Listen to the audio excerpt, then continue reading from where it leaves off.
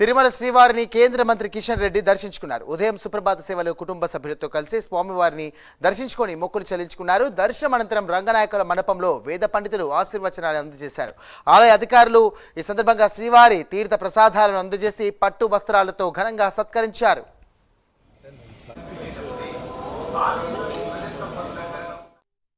నమో వెంకటేశాయ నమో. ఈరోజు మా కుటుంబ సమేతంగా స్వామివారి దర్శనాన్ని రావడం జరిగింది. అత్యంత వైభవంగా దర్శనం చేసుకోవడం జరిగింది. మనకందరికీ తెలుసు, ఈ సంవత్సరం కూడా కొంత ఇబ్బందులు అయినప్పటికీ కూడా మంచి వర్షాలు దేశమంతటా రావడం జరిగింది. ప్రజలందరూ కూడా సుఖ సంతోషాలతో మన యొక్క పాడి పంటలతో అందరూ సంతోషంగా ఉండాలని భగవంతుని ప్రార్థిస్తున్నాను.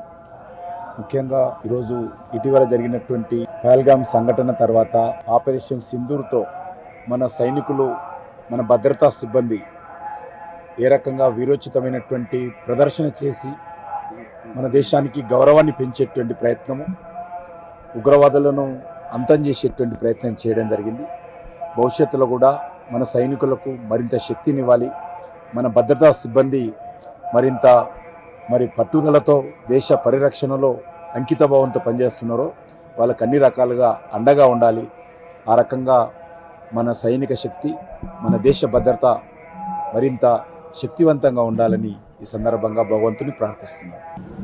నమో వెంకటేశాయ నమో.